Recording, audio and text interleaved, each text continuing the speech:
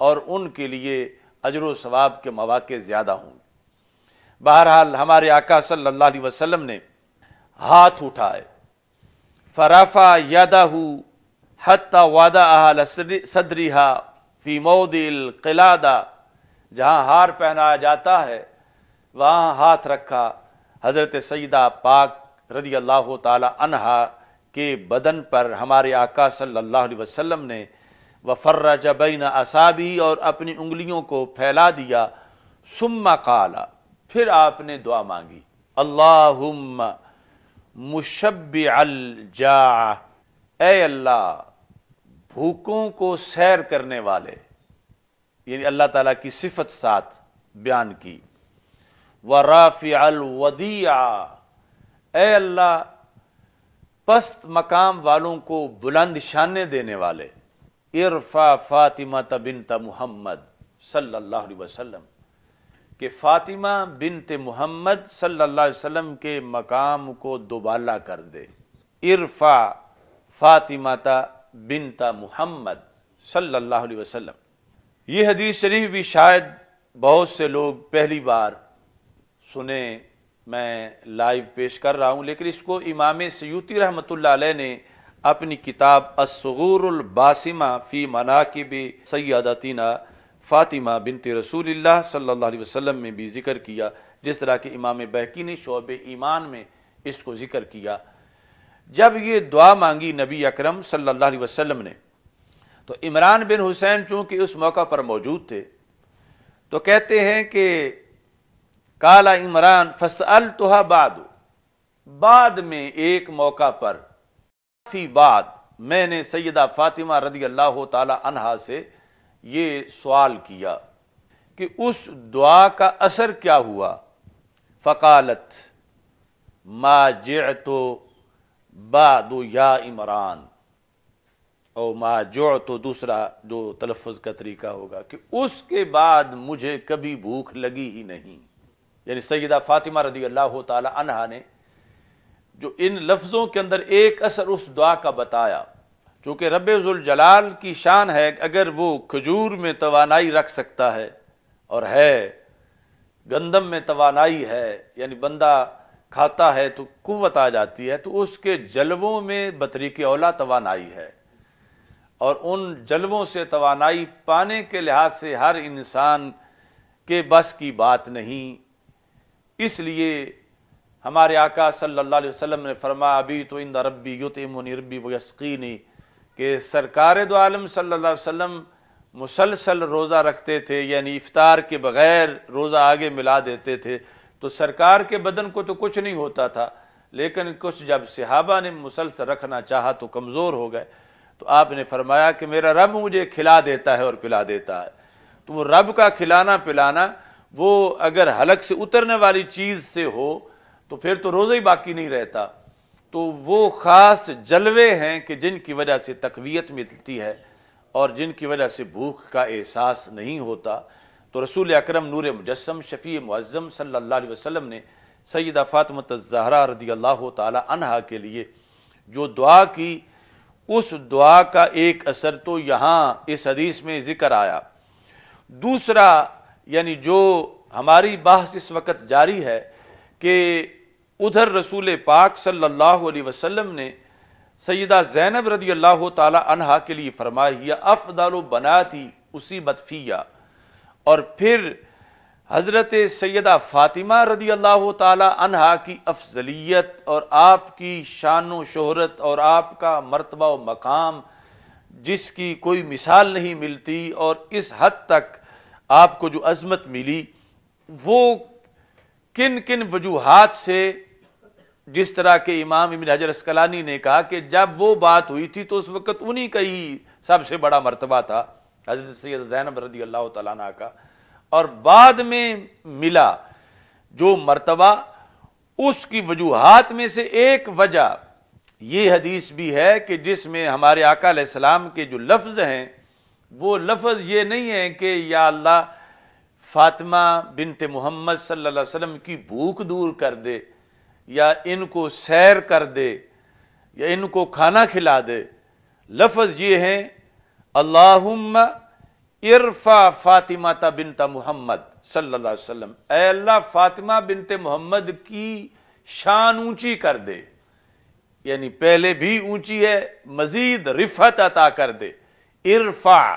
فاطمہ بنت محمد، فاطمہ بنت محمد صلی اللہ علیہ وسلم کو اے اللہ تو بلندی عطا فرما۔ تو وہ بلندی ایک تو اس جہت سے تھی جس کا خود ذکر کیا سیدہ فاطمہ رضی اللہ تعالیٰ عنہا نے کہ مجھے وہ جو بھوک کا مسئلہ بنتا تھا پھر کبھی بنا ہی نہیں، اور دوسری طرف یہ جو مرتبہ و مقام کے لحاظ سے بلندی ہے، شان و عظمت کے لحاظ سے بلندی ہے کہ وَلَلْآخِرَةُ خَيْرٌ لَكَ مِنَ الْأُولَىٰ، اس میں یقیناً سیدہ زینب کا بھی حصہ ہے ہر بات والی گھڑی میں، مگر ان کے لیے جو نبی اکرم صلی اللہ علیہ وسلم نے اس موقع پر یہ دعا کی، اللہم ارفع فاطمہ بنت محمد صلی اللہ علیہ وسلم، یعنی یہ ان وجوہات میں سے ایک وجہ ہے کہ جس کے ذریعے ہزارہا عظمتیں رب ذوالجلال انہیں ہر گھڑی عطا فرما رہا ہے۔ اور یہ ہے سبب کہ ہم جب سیدہ کائنات اور مخدومہ کائنات کا ذکر کرتے ہیں، ان لفظوں سے، عظمت والے لفظوں سے فوراً ذہن ان کی سیدہ فاطمہ رضی اللہ تعالی عنہا کی ذات گرامی کی طرف ذہن متوجہ ہوتا ہے۔ تو اس کے اسباب یہ احادیث ہیں جن کا ابھی ذکر کیا جا رہا ہے۔ تو نبی اکرم نور مجسم شفیع معظم صلی اللہ علیہ وسلم نے دیگر جو الفاظ ارشاد فرمائے حضرت سیدہ فاطمہ رضی اللہ تعالی عنہا کے لحاظ سے، ان میں طبرانی کی یہ حدیث ہے کہ ہمارے آقا صلی اللہ علیہ وسلم ارشاد فرماتے ہیں کل بنی آدم ینتمون الی عصبہ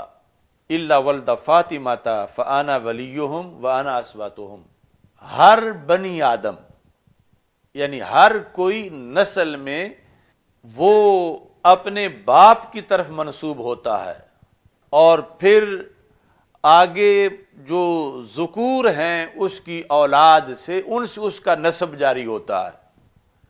تو نبی اکرم نور مجسم شفیع معظم صلی اللہ علیہ وسلم نے فرمایا سوائے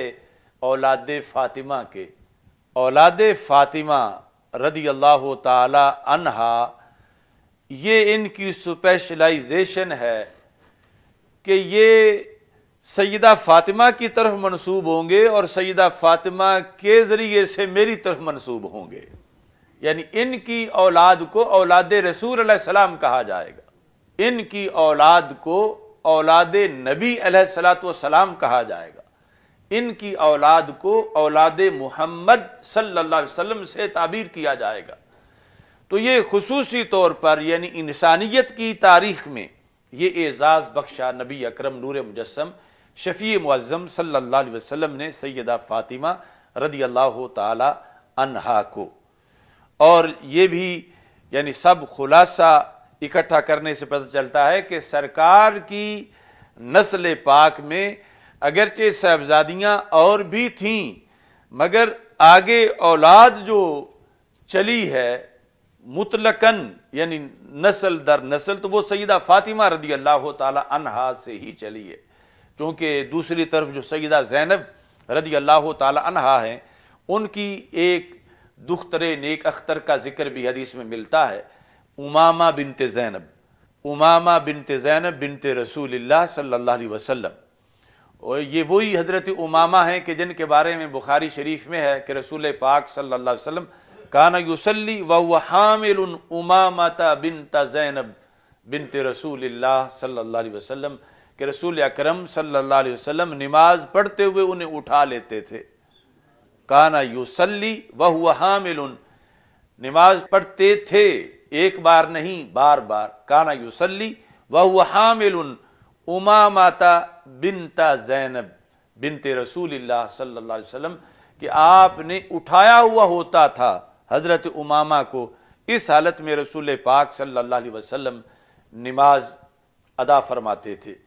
تو حضرت امامہ کی نسل جو ہے اس میں آگے کوئی اولاد پھر نہ ہوئی، اس بنیاد پر بھی یہ یعنی خصوصیت ہے سیدہ فاطمہ رضی اللہ تعالی عنہا کی کہ جو رسول پاک صلی اللہ علیہ وسلم کے شہزادے تھے وہ تو ویسے ہی چھوٹی عمر میں دنیا سے رخصت ہو گئے، اور باقی جو تینوں شہزادیاں ہیں ان کی جو حضرت امامہ ہوئی ہیں یا دیگر جو بھی، وہ آگے سلسلہ ان سے نہیں چلا ہے تو سیدہ فاطمہ رضی اللہ تعالی عنہا سے چلا ہے، اور یہ رسول پاک صلی اللہ علیہ وسلم نے پہلے خبر دی تھی، اور اس کو بھی ان کی خصوصیت قرار دیا گیا، اور یہ بھی عظمت و شان کے اظہار کا ایک سبب بنا کہ دنیا بھر میں کائنات کے اندر جو ہے ہمارے آقا صلی اللہ علیہ وسلم نے فرمایا انا واہل بیتی شجرۃ فی الجنہ اغصانھا فی الدنیا فمن شاء اتخذ الی ربہ سبیلا، میں اور میرے اہل بیت ہم جنت کا درخت ہیں اور ہماری ٹہنیاں پوری کائنات میں پھیلی ہوئی ہیں، جس نے جنت جانا ہو ٹہنیوں کو پکڑے اور جنت میں پہنچ جائے۔ تو یہ اغصانھا فی الدنیا، تو وہ پوری کائنات کے اندر جو سعادات کا فیض پہنچا ہے وہ بھی حضرت سیدہ فاطمہ رضی اللہ تعالی عنہا کی عظمت کے اظہار کا ایک سبب بنا۔ تو اس بنیاد پر یعنی یہ جو فضیلت سیدہ فاطمہ رضی اللہ تعالی عنہا ہے اور افضلیت سیدہ فاطمہ رضی اللہ تعالی عنہا ہے، نبی اکرم نور مجسم شفیع معظم صلی اللہ علیہ وسلم کی شہزادیوں میں یہ ایک طے شدہ حقیقت ہے۔ مگر اس میں یہ بات بھی بڑی ضروری ہے کہ اب ایک فرقہ وہ ان تین کو تسلیم ہی نہیں کر رہا جن کے بارے میں یعنی یہاں تک حدیثیں ہیں کہ سرکار فرمائی افضل و بناتی، کہ سیدہ زینب میری بنات میں سے افضل ہیں، اگرچہ اس کا ہم اہل سنت ہی ایک مطلب معین کر رہے ہیں امام ابن حجر عسقلانی کے ان لفظوں سے، لیکن دوسری طرف اتنا یعنی بغض اور حسد اور ہٹ دھرمی ہے کہ سیدہ فاطمہ رضی اللہ تعالی عنہا کیسے راضی ہو سکتے ہیں ایسے شخص سے کہ جو آپ کی بہنوں کا وجود ہی تسلیم نہ کرے، ان کا دنیا میں آنا ہی تسلیم نہ کرے، اور ان کے سرکار دو عالم صلی اللہ علیہ وسلم کے دیے ہوئے فضائل ہی تسلیم نہ کرے۔ تو نبی اکرم نور مجسم شفیع معظم صلی اللہ علیہ وسلم نے حضرت سیدہ فاطمہ رضی اللہ تعالی عنہا کے لحاظ سے فرمایا کہ ان سے میری نسل آگے چلے گی۔ یہاں بھی دو طرح کے سچویشن ہے، ایک تو ماضی میں ایسا ہوا کہ جب یہ مشہور تھا، حقیقت تھی کہ یہ حضرت امام حسن حضرت امام حسین رضی اللہ تعالی عنہم اور پھر آگے ان کی نسل پاک یہ اولاد رسول علیہ السلام کہلاتے ہیں۔ تو اس وقت یعنی ہارون الرشید اور بعد کے جو حالات تھے ان میں کئی لوگ اس پہ عباسی حکمران غصہ کرتے تھے یا اموی بعض کہ ان کو اولاد رسول کیوں کہا جاتا، وہ جھگڑا کرتے تھے ان کو اولاد علی کہا جائے، اولاد رسول علیہ الصلوۃ والسلام نہ کہا جائے۔ اور اہل حق اہل سنت و جماعت نے ہمیشہ اس چیز کو ہائی لائٹ کیا کہ یہ اولاد رسول صلی اللہ علیہ وسلم ہیں، ان کا اولاد علی ہونا تو واضح ہے، لیکن اولاد رسول صلی اللہ علیہ وسلم ان کا بڑا اعزاز ہے کہ جو کہ خود رسول پاک صلی اللہ علیہ وسلم نے انہیں عطا فرمایا۔ آج آ کے ایک دوسرا پہلو سامنے آنے لگا ہے، یہ جو کچھ لوگ جو ہیں وہ یعنی ایمان ابی طالب کی بات کرتے کرتے یہاں تک وہ چلے گئے ہیں کہ یہ کہنا شروع ہو گئے ہیں کہ رسول پاک